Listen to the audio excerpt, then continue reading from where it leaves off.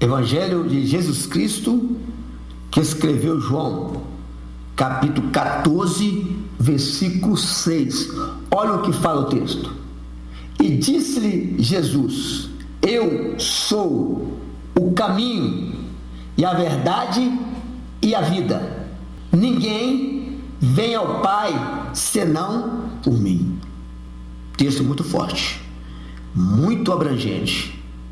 Palavras que vão nos ensinar, nos instruir o caminho para alcançar a vitória e as bênçãos.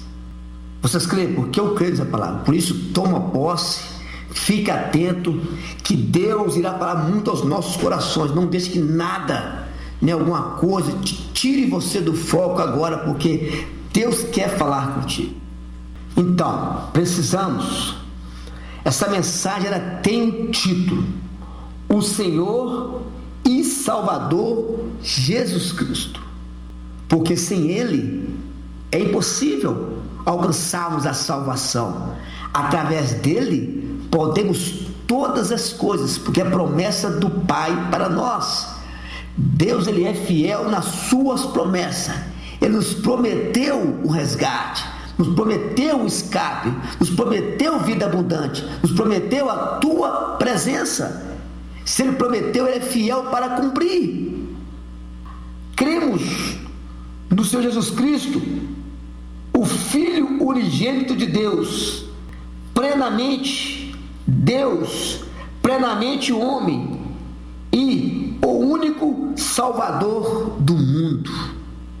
Há inúmeros pontos da cristologia digno de ocupar a mente e o coração de todos os seres humanos.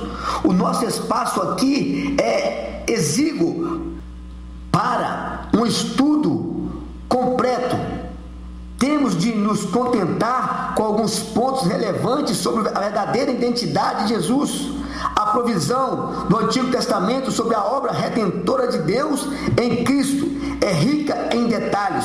Os escritores do Novo Testamento reconhecem a presença e a obra de Cristo na história da redenção, nas suas instituições e festas. Nosso enfoque aqui é a verdadeira identidade de Jesus Cristo. A provisão do Antigo Testamento sobre a obra, livro de João, no capítulo 1, do 1 ao 14, nos revela. Olha que interessante. No princípio era o Verbo, e o Verbo estava com Deus, e o Verbo era Deus. Ele estava no princípio com Deus. Todas as coisas foram feitas por ele, e sem ele nada que foi feito se fez. Nele estava a vida, e a vida era a luz dos homens. E a luz resplandece nas trevas, e as trevas não compreenderam. Houve um homem enviado de Deus, cujo nome era João. Este veio para testemunho, para testificar-se da luz, para que todos crescem por ele. Não era ele a luz, mas veio para que testificasse da luz.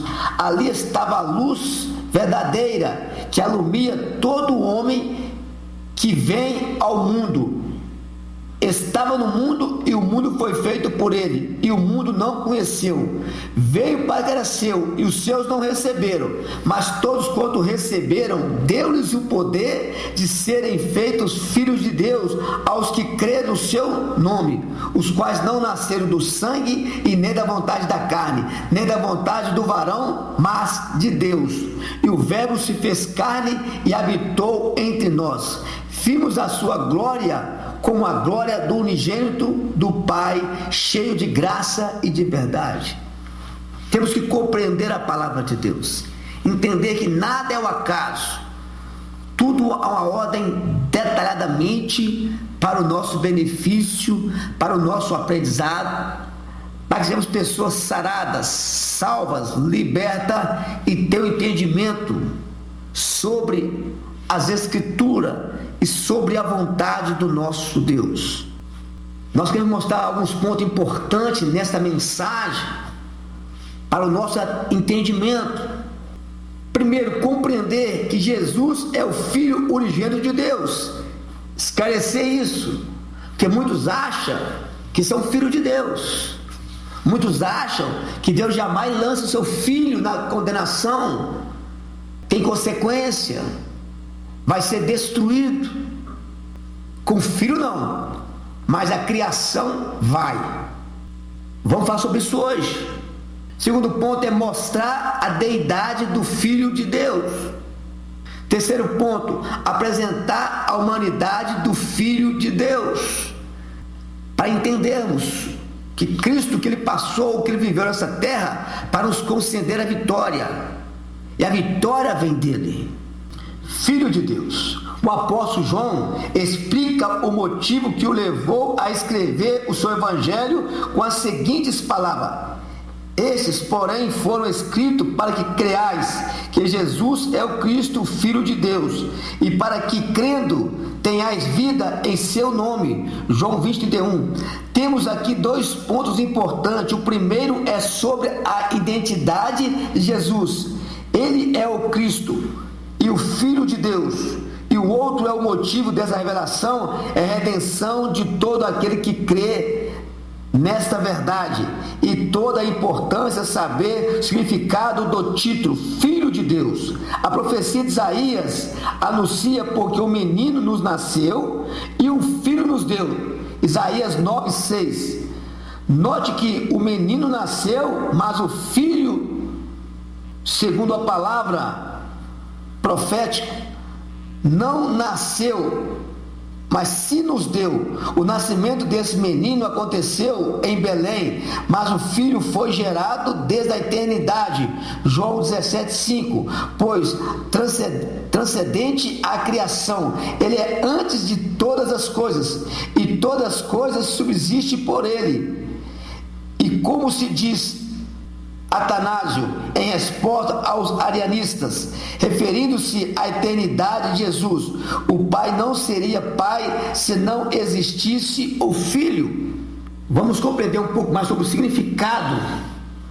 O significado do termo Filho nas Escrituras é amplo, e uma das acepções diz a respeito a mesma natureza do Pai. João 14:8.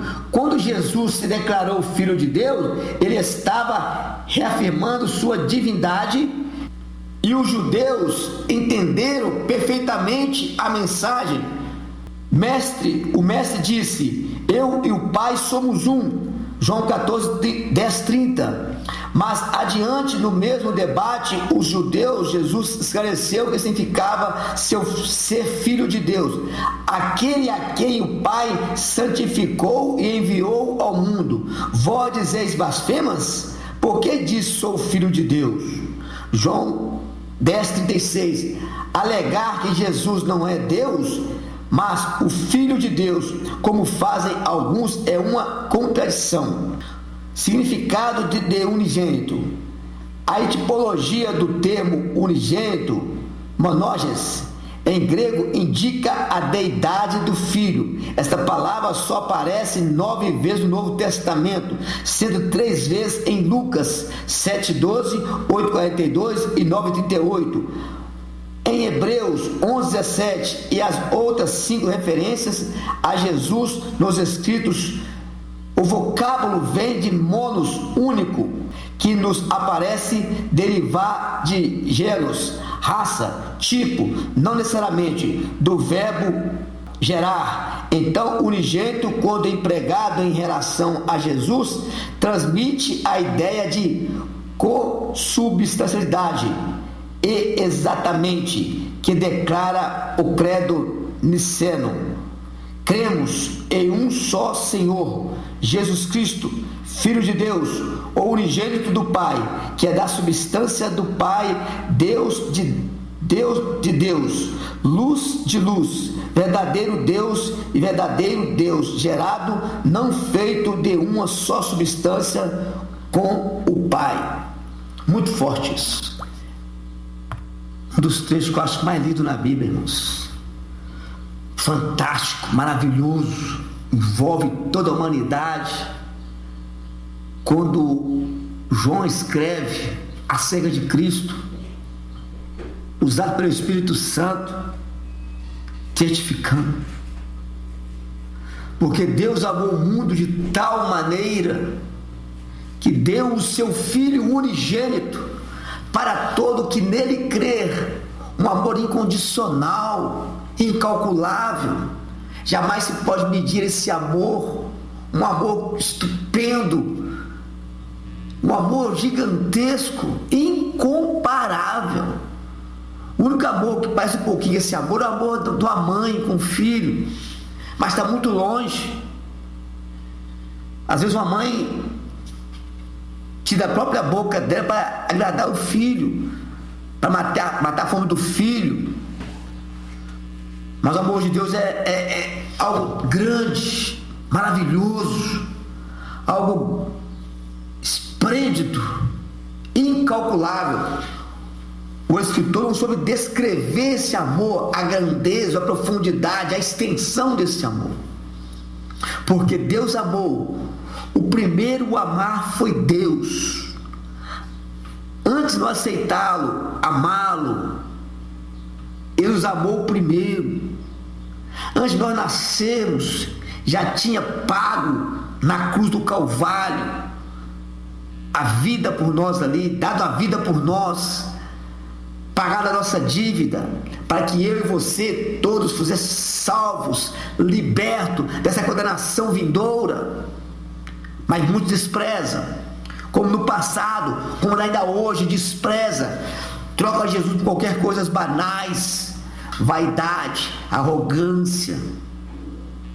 Lógico que o ser humano é sujeito a erros, a falha, mas tem pessoas que já escolheu o caminho errado e não quer mudar as facilidades. Mas nesta tarde, eu e vocês somos bem-aventurados. Nós escolhemos a melhor parte, é estar com o Senhor por toda a eternidade. Porque Deus amou o mundo, não é a terra, coisas terrenas, transitórias, passageiras, coisas materiais. Ele amou as pessoas.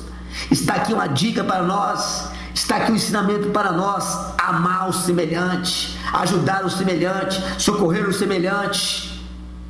Hoje a igreja está sendo bombardeada com vários vídeos na internet, pessoas que saíram da igreja, deixaram a fé, estão criticando, mas também estão achando motivo para criticar, porque a igreja começou a ficar muito tranquila, muito parada, muito acomodada, e perdeu o campo e deixou de exercer a visão de Deus, deixou de exercer a palavra de Deus, deixou de exercer a vontade de Deus, que sempre foi cuidar das pessoas, ajudar, suportar, socorrer. Não é muitas vezes templos luxuosos, mas a questão é: a igreja pode ter as coisas, só não pode deixar de fazer o seu papel, que é anunciar o evangelho, ajudar aquele que precisa, que necessita, que está à beira do abismo, da destruição, sem solução. Porque a igreja é de Cristo, é Cristo representado por nós. Nós temos esse papel fundamental de transmitir, ajudar, socorrer, fazer presença, porque o mundo espera de Deus. E nós somos usados por Deus para tal coisa, porque a fé sem a obra é morta, e a obra sem a fé é morta. Mostra-me a tua fé pelas obras. Então, se você tem muita fé, se a igreja tem muita fé, ela prega uma fé, ela prega coisas, e na prática não vive, ela está virando apóstata, está se desprendendo, está se soltando do reino de Deus. Por isso precisamos rever nossos conceitos, olhando para Jesus. Livro de Hebreus 12:2, olhando para Jesus, o autor e consumador da fé. Ele é o exemplo maior, Ele é a solução de tudo, Ele é o nosso escape, Ele é o caminho, Ele é a verdade, Ele é a vida, é aquele que nos prometeu nos ensinar cada dia até a sua vida, que estaria conosco todos os dias até a consumação do século. Por isso precisamos, porque Deus amou o mundo, pessoas, de tal maneira, um amor incondicional, que deu o mais precioso, deu o mais difícil. deu o Filho pelo nosso resgate. Uma vez perguntou assim: Deus sabia disso, por que Deus permitiu que isso acontecesse? Como pecasse, trouxesse o mal para a sociedade, para o mundo. O pastor falou: o que mais pagou caro com isso foi o próprio Deus. Ele pagou a dívida mais cara pelo pecado da humanidade, por amar o homem tanto, por confiar no homem tanto, por dar para o homem a liberdade de escolha. Ele foi o que mais pagou a dívida. Deu o seu próprio Filho para morrer, para sofrer em nosso lugar, para que nós pudéssemos sorrir, se alegrar e alcançar a melhor das promessas de estar com o Senhor por toda a eternidade. Mas para que isso acontecesse, foi paga uma dívida de sangue, de maldade, crueldade, de covardia, por não aceitar a palavra de Deus, por não viver a vontade de Deus, por não tomar posse, por não acreditar nas promessas de Deus, por não valorizá-la. Alguém teve que sofrer, alguém pagou uma dívida muito caro, derramou o seu sangue puro, cabezinho, perfeito. Nunca houve erro nele, nunca houve falha nele. Cristo nunca escreveu dele, mas os homens que viram, participou, compartilhou, viu o sofrimento, viu a sabedoria, viu o amor de Cristo na prática para a humanidade, escreveram o Evangelho. Eu quero que você vá comigo lá, por gentileza. Isaías capítulo 53 ilustra bem o que aconteceu com o nosso Senhor Jesus Cristo. Por amor, não foi por causa de que fez coisa errada, foi por amar a humanidade, por nos amar, por nosso bem, nos livrar da condenação futura, vindoura, já está estabelecida para o mal. Olha só, quem deu crédito à nossa pregação, a quem se manifestou o braço do Senhor, quem creu, quem acredita, quantos tem pregado, anunciado, tem sido zombado, questionado, humilhado, preso, até morto, por causa da justiça de Deus, por causa do Evangelho. Por isso eu falo lá em Mateus capítulo 5, versículo 10, bem-aventurados que sofrem perseguição por causa da justiça, porque deles é o reino dos céus. Bem-aventurados sois vós quando vos injuriarem e perseguirem e mentindo disserem todo mal contra vós por minha causa. Exultai e alegrai, porque é grande o vosso galardão nos céus, porque assim perseguiram os profetas que vieram antes de vós. Nós não somos únicos, vamos ser escarnecidos, zombados, maltratado, desprezado por causa do nome que nós carregamos, Jesus Cristo nosso Senhor. A salvação, ela tem um nome, é Jesus, o nosso mediador, a nossa única salvação, a nossa eterna salvação. Oh, glória a Deus, aleluia, a Ele nesta tarde toda honra e toda glória. Isaías 53, versículo 2: porque foi subindo como renovo perante ele, como raiz de uma terra seca, não tinha parecer e nem formosura, e olhando-nos para ele, numa beleza vimos, para que o desejasse. Segundo os historiadores, estudiosos, essa imagem de Cristo é na cruz, desfigurado, sofrido, humilhado, maltratado, zombado, sangrado, um homem perfeito, santo, amoroso, todo desfigurado, todo retalhado por causa do meu e do teu pecado. E hoje abandonamos a fé por pouca coisa, por causa do irmão, por causa da irmã, por causa que o pastor não abraçou, não foi na tua casa visitar, porque te orientou a verdade, te pregou a verdade. Muitos têm abandonado a fé. Olha no versículo 3: era desprezado, o mais indigno entre os homens, homem de dores, experimentado nos trabalhos, com que os homens escondiam o rosto, era desprezado, e não fizemos dele caso algum.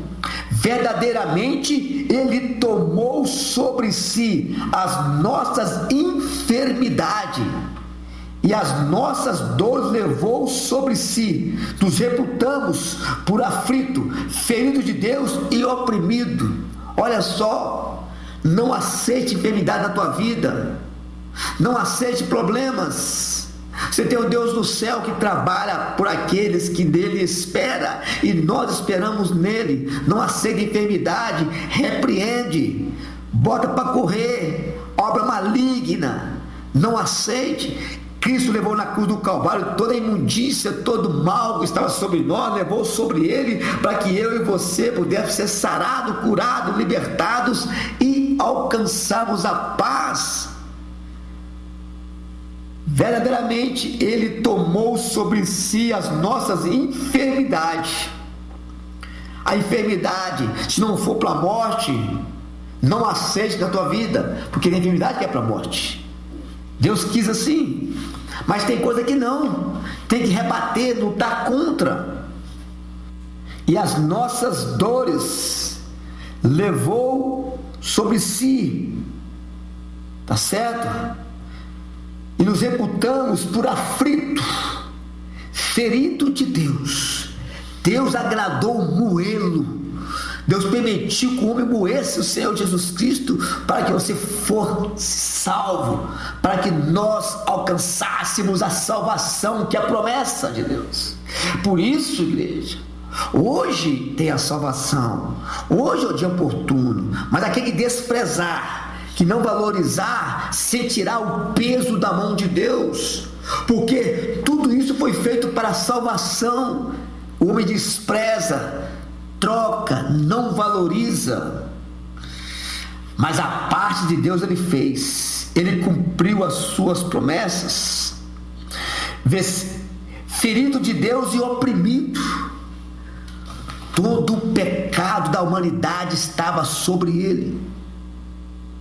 Que peso que ele sofreu, o que ele passou por nós. Mas no versículo 5 fala: mas ele foi ferido pelas nossas transgressões. O teu pecado, o meu pecado, o pecado de toda a humanidade estava sobre ele. Foi ferido pelos nossos pecados, mas ele foi ferido pelas nossas transgressões e moído pelas nossas iniquidades. O castigo que estava a paz estava sobre ele, pelas suas pisaduras fomos sarados. Quanto mais maltratava, humilhado, feria, mais você era purificado para alcançar as maravilhas de Deus. Isso não tem preço, jamais podemos pagar isso. Se der tudo que nós temos, jamais pagaria. Primeiro ele nos deu tudo. Pelas suas pisaduras fomos sarados. Por isso, regozija, se alegra, toma posse. O teu Criador te ama, o teu Senhor te ama e nos ama. E nessa tarde ele nos fala: entra para o caminho certo, entra na porta estreita, faz o que é certo, larga o pecado, abandona o mal e garanta assim o teu futuro glorioso. A salvação já está consumada, basta eu e você tomarmos posse. O sacrifício já foi feito, a dívida já foi paga. Cabe a nós agora trilhar o caminho certo de vitória. Salmo 119, versículo 1, bem-aventurados que trilham o caminho reto do Senhor e andam na sua lei. Ó Pai querido, ó Deus amado, nós cremos nessa tarde, meu Pai, no teu poder. O salmista nos fala também: lâmpada meus pés é a tua palavra e luz para o teu caminho. Estamos caminhando, andando, Pai, que nós queremos chegar ao triunfo que está da tua presença, ser o teu servo eternamente. Versículo 6, todos nós andávamos desgarrados como ovelha, cada um se desviava pelo seu caminho, mas o Senhor fez cair sobre ele a iniquidade de nós todos. Ele foi oprimido, mas não abriu a sua boca. Como o cordeiro foi levado ao matadouro, e como ovelha muda perante os seus tosqueadores, ele não abriu a sua boca. Ele cumpriu cada passo, ele cumpriu a vontade do Pai, sem variações. Ele fez o que tinha que fazer. É um servo obediente, é um filho obediente. Da opressão e do juízo foi tirado. Quem contará o tempo da sua vida? Porquanto foi cortado da terra dos viventes, pela transgressão do meu povo foi ele afligido. E puseram a sua sepultura com a dos ímpios, com o rico na sua morte, porquanto nunca fez justiça, nem houve engano na sua boca. Todavia o Senhor agradou moê-lo, fazendo enfermar, quando a sua alma se puser na expiação do pecado. Verá a sua posteridade, prolongará os dias, e o bom prazer do Senhor prosperará na sua mão. Foi tudo profético, nada fugiu do controle.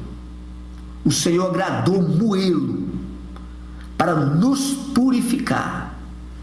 Mas o livro de João 3,36 fala: quem tem o Filho tem a vida eterna, mas quem despreza o Filho, a ira de Deus sobre ele permanece. Por isso, igreja amada, vamos aproximar do nosso Salvador e garantir assim a eternidade, a presença dele. Porque Deus amou o mundo de tal maneira que deu o seu Filho unigênito, para todo que nele crê não pereça, mas tenha vida eterna. Deus enviou o Filho ao mundo não para condenar o mundo, mas para que o mundo fosse salvo por ele. Quem nele crê não é condenado, mas quem não crê em Jesus Cristo já está condenado. João 3,19. A condenação é esta: que a luz veio ao mundo e os homens amaram mais as trevas do que a luz. Não vem para a luz para suas obras não ser reprovadas, não ser manifesta. Então ele fica no escuro. Mas a dúvida, estar no escuro, te afasta de Deus. Por isso, arrepende do teu pecado. João veio dizendo: arrependei-vos, porque é chegado o reino dos céus. O reino chegou e está entre nós. Basta tomar posse, obedecer e alcançar as maravilhas do nosso Senhor. Cristo, a razão da nossa fé. Assim cremos, assim vivemos, crendo, acreditando nas suas promessas, na sua poderosa, infalível, perfeita palavra. Nós desafiamos o império sistemático, o sistema do mundo, caótico, caído, anunciamos Cristo ao mundo. Aquele que crê e ser batizado será salvo. Nós temos a missão de ir e pregar o Evangelho, Jesus Cristo como centro, como base, como a pedra de tropeço, como aquele que venceu a morte, venceu o pecado, nos trouxe a vida e a vida com abundância. A Ele nesta tarde, honra, glória e louvor. Não desista, acredite, creia. Deus tem o melhor para nós. O melhor de Deus está por vir. Cristo, a nossa única esperança. Aleluia, glória a Deus. Quando for convidado, aceite Ele como único, suficiente, exclusivo e eterno Salvador da nossa alma.